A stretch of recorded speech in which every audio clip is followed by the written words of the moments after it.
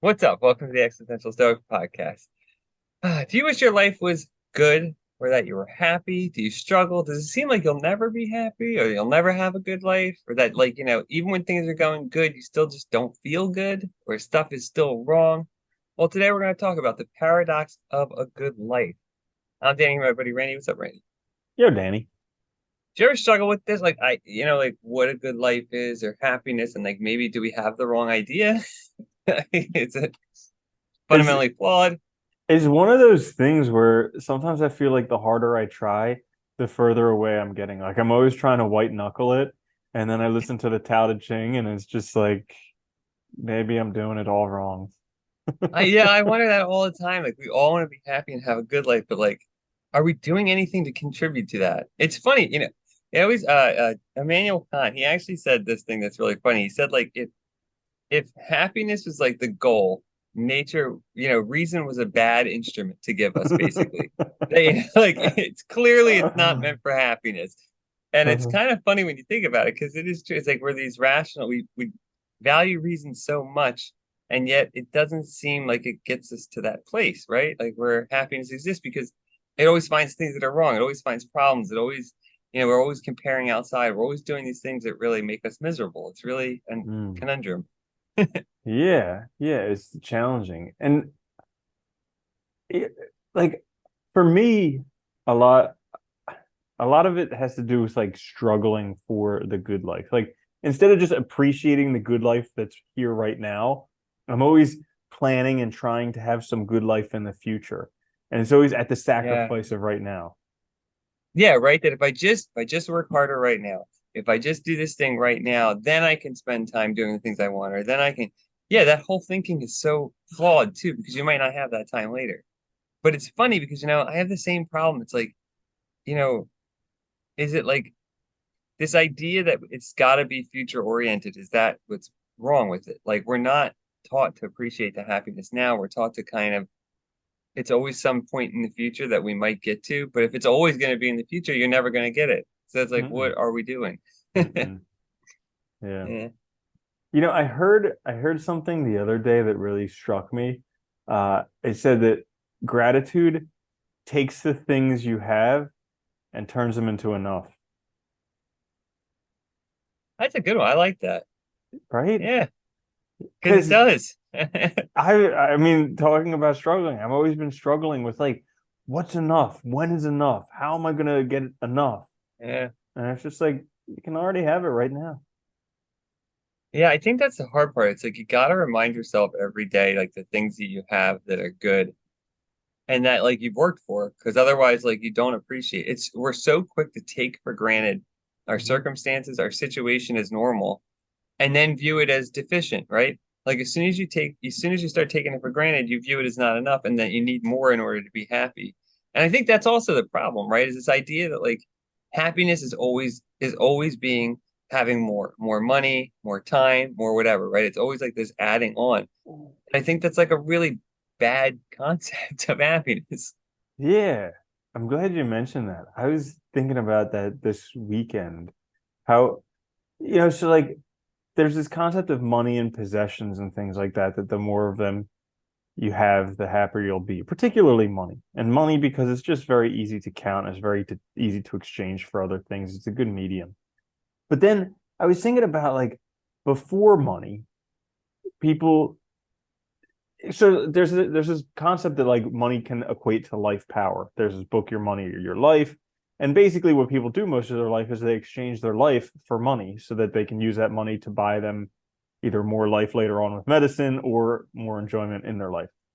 So, uh, but thinking before money or in the earlier parts of money, it's like really, if money is equal to life force, we all only have this same life force, like this same present moment.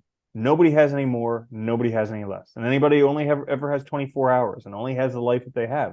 So, like, this idea that you can have more money and that'll equate to a better life or more of this or more of that is just, it's flawed because we really only have this one life, this one moment. Yeah. And I mean, we have plenty of examples too where people have the money and they don't have the good life. I mean, so I think that whole notion that we've tied them so closely together, and it's part of the problem, right? And like you said, like more stuff, stuff is, I think, a lot of times used too, because it's like if you have more stuff, the implication is you have more money, right? And but it seems to be our only metric.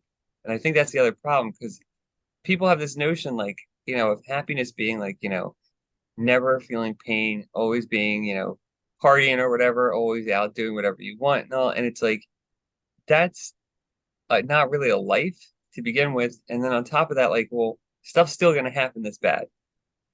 And so, how do you handle it? And how do you like, actually be happy then? Or is happiness not what we think it is? Is that the problem? Like, do we have a messed up Yeah. notion of it? Yeah. Probably shouldn't be the goal, happiness. Yeah.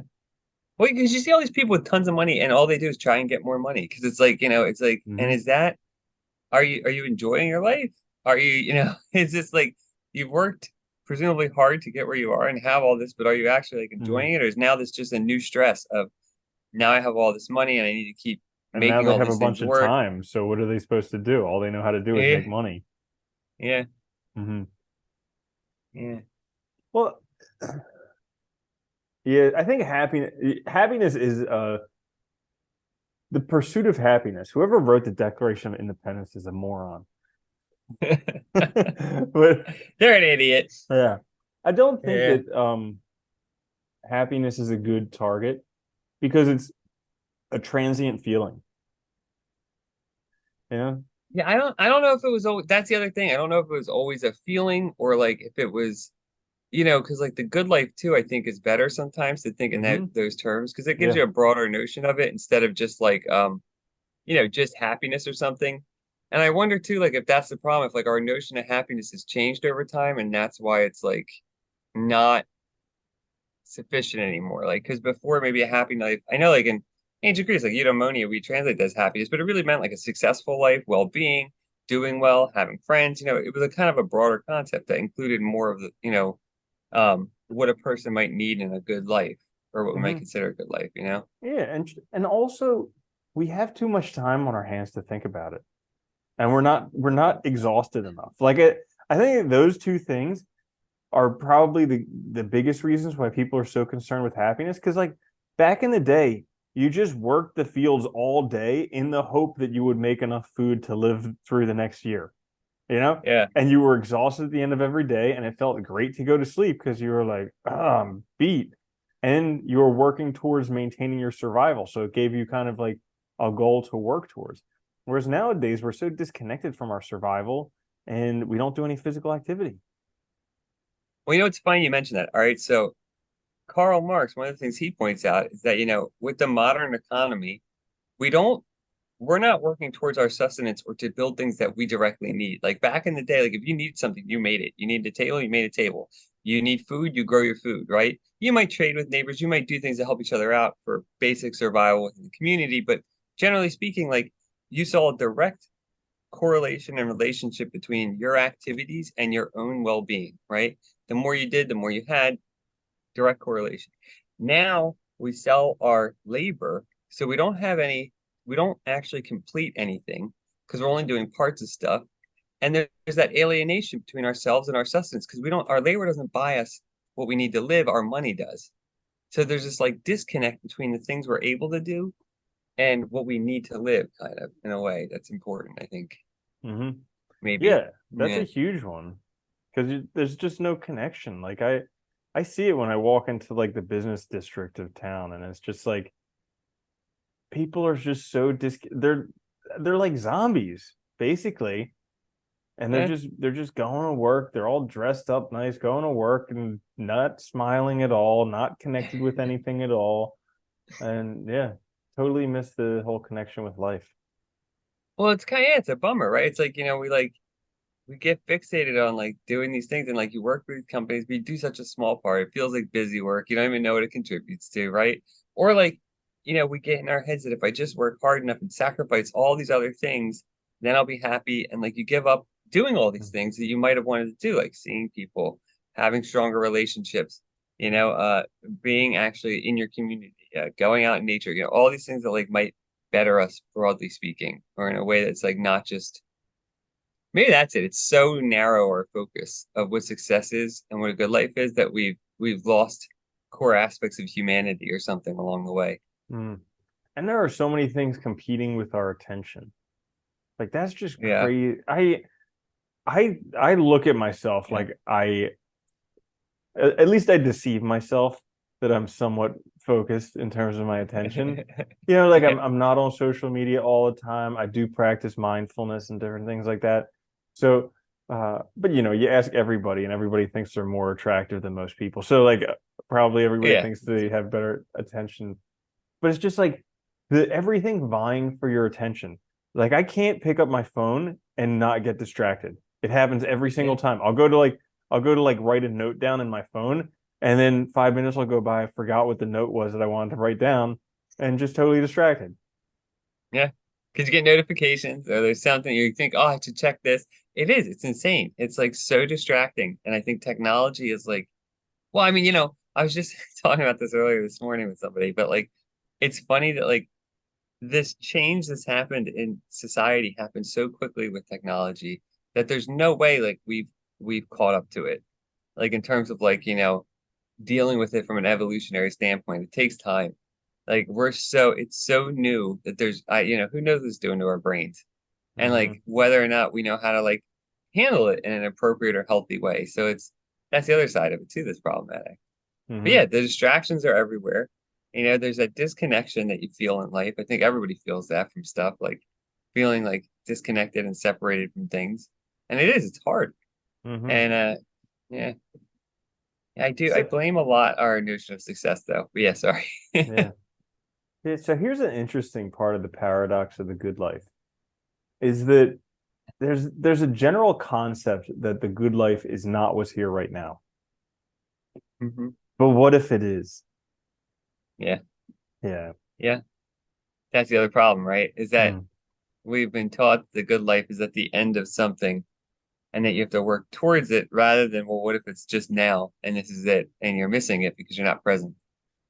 Yeah. You hear all the old timers talking about the good old days.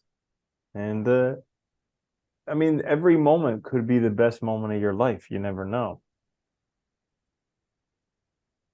Well, I think that's part of the problem too, is like instead of focusing on learning how to enjoy what we have and learning how to enjoy life now, we're constantly all focused on building some idea of a life in the future, which I don't, there's nothing wrong with having goals. I think that's a good thing to have. And, especially your own goals and your own values and working towards stuff, it makes life more fulfilling and purposeful and everything.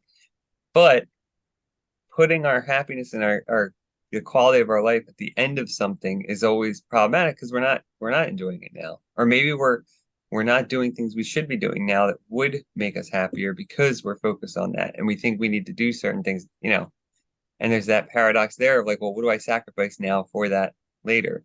Mm. Yeah. I think maybe the ideal would be mixing of the both. Like there's a definition of a success by Earl Nightingale that I really like. He says it's the progressive realization of a worthy ideal. So like Hmm. when it's actually the working towards a goal. So like that's Yeah, success, yeah, working towards a goal, having something you want to do and working towards it, that's success. And so if you can somehow mix that with contentment in the present, you got it made. yeah, yeah. I like that. I do, I am a kind of a firm believer that like, part of a good life and part of a successful life is having goals that you're trying to realize because you're trying to make yourself, right? And I think that is good. But I think that one of our major issues, and I know we both, have fallen into this too, is like that trap of thinking like it's all money, so I need to make more money. So then, putting all this time in now, and then, yeah, like you said, you're forgetting things that are otherwise important. So yeah, how do you combine this too? Being more Mhm. present, enjoying things, but also having goals that you're working towards that are worthwhile. Whew, it's hard. Dude, I've been struggling with that recently. It's like, when can I start enjoying life? Like that's been my question I've been asking myself. Because it's like so long I've been focused on making money and somehow earning a better income so that whatever. And I've been putting off a whole bunch of things and just It gets accumulating more hard to money. even define why you're doing it, though, right? Yeah. It gets hard to even define what you're doing it for, and that's the And crazy part. and I'm so afraid to stop because Yeah, I'm scared that if I stop, I'll lose it all. Like it's yeah, just a giant house of cards, and if I stop, it'll just be all over. It's so funny. I do often wonder like whether like, the people who like go off into like, monasteries and stuff where they're not smart to just say forget it. Yeah, Because right. all of it's, just chasing your tail. Mm-hmm. It is funny. Yeah. It's gotten I think it has gotten a lot harder, now than it was in the past in terms of like we were talking about earlier, before we record, like how much you have to work just to get a job. Like how much you have to know now just to do something, right? How much you have to Right. like there's so much involved like in switching careers in life, which we both are doing. Like it takes a lot of work. It's not easy to do. Nothing Mm-hmm. is like very simple. And I think everything's gotten harder because there is more information on everyone. There is more, awareness of a person's skill level and background and stuff is like readily available. So it's very difficult to move into something you might want to do and all and make, it takes a lot of work, and that means sacrifice of things that you might want again or that might enjoy in the moment. So it's like this catch 22. Mm-hmm. And it's so hard because it is kind of a simple answer. Like I heard a senior monk saying how, like surviving isn't that hard. Like rice and beans are pretty cheap. So like surviving, not that hard. But like everything else in life comes down to controlling your mind. And Yeah.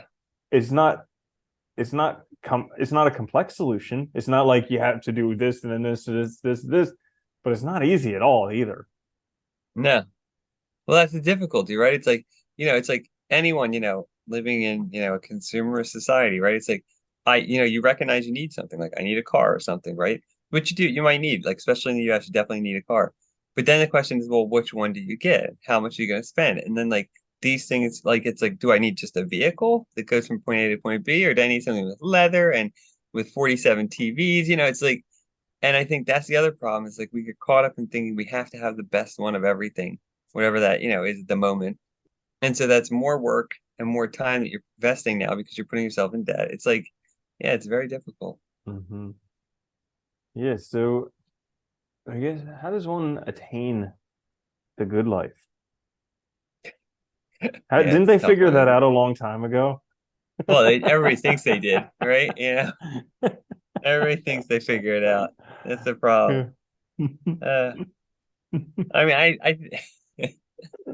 I do think like the ancients were right in the sense that like you have to have values that matter to you. You do have to work on character because I think you carry yourself into every moment. So if you don't work on yourself, like you'll never have that control or self-control to like make choices that are, you know, ones that are really things that you want. You'll be led by other things like desires and stuff rather than making choices for yourself or a good life or being able to evaluate things. So having your own values is important and recognizing that. But yeah, it's hard. It's really hard to stay present too sometimes. It's so easy too to take things for granted and just miss, enjoying what we already have. Hmm. And that's the thing we all do, I think, too, which is kind of problematic. Totally. Totally. I mentioned to you last week about the exercise I've been doing when I'm not present. It's just like looking at five things I can see, four things I can hear, three things I can feel, two I can Oh smell, yeah. and one I can taste, just to like bring me back into the actual present experience. And every time I do that, I'm so blown away how far outside of the present experience I was. Oh yeah. Yeah. It's amazing, isn't it? You can be totally disconnected from your body in a way. It's like weird, where like you don't even know what's going on. Hmm. Yeah, Yeah. just in a different It's, world. I think that's it. I think, unfortunately, I think the truth too is like mindfulness. Like you need to be mindful when you're acting and present. And like part of that is being, aware of yourself and your body and everything. And just we aren't. We're distracted as hell all the time. I keep looking for another answer other than mindfulness. I Like know. it's It's like like the answer always comes back to that. And I'm like, but it's got to be something else. Maybe if I read another book, gotta there'll be. be another Yeah. answer. Something else is something better. I know. It's the truth though. It's funny, but it's like, yeah, I think that is true though. I think it's the only way to be present. And like you said, like, how many books there are about like getting the flow state for work or doing it, Oh my and none God. of them are Who about references basically, Mikhail or whatever his yeah. name is? Jeez. And Yeah. it's so funny because even now, like that flow state is all about like not really being present. Like you're so involved in your work that you totally black out everything else. And you're just like, like Yeah. unaware of the time, unaware of what's going on around you. And it's like, is that really better? Mm. Like, yeah, it's definitely good for productivity, I think, and creativity sometimes. But like, Yeah. yeah, it's No, funny. people I don't people know. worship the flow state. I know. I see it all the time. It's so I think it's funny. just because it's one of those times when you're not worrying, oh, is my life good enough? Why do I feel this way? Why aren't I happier? You don't Yeah, question that stuff when you're in a flow state. That's probably why. yeah. Well, that's the problem with being present too. Sometimes is like being present is like I think that's our other issue is like if we're not, we have to also face the discomfort, all those things. And I think that's the other paradox is like to enjoy the things in the moment, you also have to like deal with things, right? And you also have to like address things and make it so that you can enjoy the moment. I think that's also hard because we're so used to distracting ourselves and we're so used to running away from things rather than facing them that it makes it difficult to even enjoy the moment. And it's easier to say, well, I'm working towards X, Y, or Z. Yeah. And life has gotten so comfortable that any discomfort we just want out Yeah, immediately. immediately. Yeah. Yeah. Cool. So the good life. It is paradoxical. I think That our is. definition is just bad too. I think happiness is not a good one to focus on. It's not a good life. Yeah. Not a good life. Yeah. I hate when people ask, "Are you happy?" And I was like, "I was until you asked." Thank you. Yeah. I mean, I think it's definitely like I think happy moments are definitely part of it. You should have joy and you should have happiness as part of your good life, right? But hmm like to think it's all going to be that way, it just seems ridiculous to me. hmm Yeah. Yeah. I'm That's good with that. paradoxical though. Yeah. Okay. All right. hmm Well, there you go. The paradox of a good life. Please check us out wherever you get your podcasts. Watch us on YouTube. Please like, share, subscribe. That helps us out a lot. We will be back later this week with a quick fix. This is the Existential Stoic Podcast. I'm Danny. That's Randy. Later, Randy. Later, Danny.